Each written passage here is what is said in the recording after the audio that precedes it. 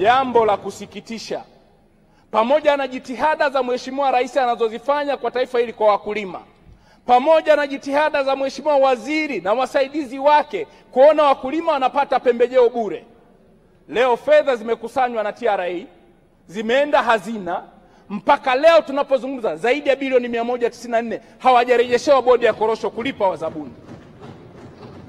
Nina mashaka kwa kazi kubwa inayofanywa na Waziri Bashe, na tunakwenda kuvunja bunge tarehe 27. Mungu si Athumani, kwa kazi anazofanya anaweza akatolewa pale akapewa nafasi kubwa zaidi. Je, atakuja waziri mwenye maono kama Waziri Bashe?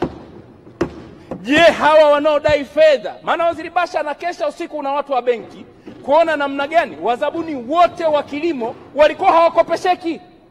Kwa utashi wa Mheshimiwa Rais, kwa utashi wa Mheshimiwa Bashe, alikuwa anakutana na mabenki mpaka usiku. Mheshimiwa Naibu Spika, ikitokea leo Bashe amepewa nafasi kubwa, hizi fedha atakuja waziri mwenye maono ya wakulima? Hawa waliosambaza pembejeo kwa miaka 4 hawajapewa fedha, watalipwa na nani? Niombe sana, kama uwezekano wa fedha kukusanywa na TRA imekuwa ni shida, mulete sheria hapa, fedha zikusanywe na bodi ya korosho yenyewe, kwa sababu ndio inatoa export permit ya korosho. Itakuwa ni rahisi sana, anayekwenda kuchukua export permit analipa na export levy, na fedha zitakwenda kutumika kwa ajili ya korosho. Leo wazabuni wa pembejeo wengi wanadaiwa na mabenki, lakini tuna bilioni 194. Hiyo kwa hesabu ya mwezi Machi, naamini kwa korosho zilizosafirishwa mpaka sasa, maana yake TRA kwa maana ya hazina wamekusanya zaidi ya bilioni 200 ya korosho. Tunadaiwa na wazabuni zaidi ya bilioni 356, Mheshimiwa Naibu Waziri. Na wazabuni hawa ni Watanzania wenzetu. Wameipa serikali pembejeo za bilioni zaidi ya 626. Nikuombe sana Mheshimiwa Naibu Spika, kwa hekima zako uone jambo hili namna gani serikali inaweza kufanya intervention ili fedha zipelekwe bodi ya korosho, wazabuni walipwe pembejeo.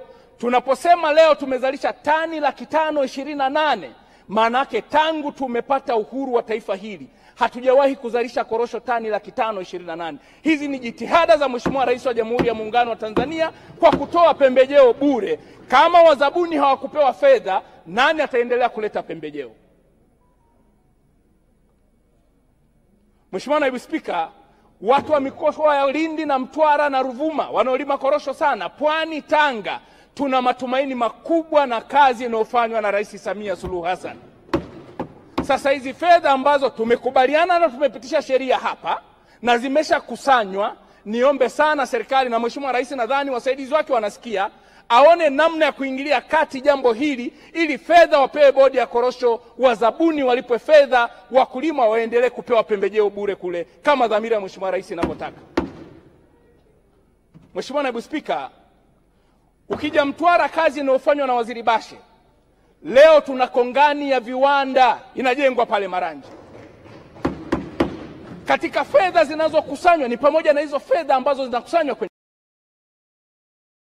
sana. Niombe sana sana sana Mheshimiwa Rais, kama Waziri Bashe haendi mbele, umwache kwenye kilimo hapa, wasaidie Watanzania. Na hii mikakati mloanza, akija mtu mwingine isije sisi watu wa korosho tukaja tukalia tena hapa. Sisi Karibu tukuhudumie. Asante sana. Nahitaji mashuka yaliyo bora kabisa. Hapa tuna kila aina ya mashuka kutoka Dubai na Uturuki, lakini pia tuna maduveti bora kabisa. Oh, kweli? Kama unahitaji mashuka mazuri na yenye ubora wa hali ya juu, bila shaka hapa ndo mahali pake. Okay, nice. Nimependa sana uimara wake, rangi zake, material yake, kila kitu kinaonekana bora na original kabisa. Naam, sisi ndo mabingwa kuuza mashuka quality kwa bei nafuu za jumla na rejareja. Wow, I'm very impressed. Karibu Mashuka Safi Tanzania. Tunapatikana Mikocheni A, mtaa wa Tuvikiwa, opposite na Vunja Bay. Hapa ndipo utakapopata ubora wa kipekee. Kwa maelezo zaidi, tupigie simu namba 0715267461. Instagram ni Mashuka Safi Tanzania.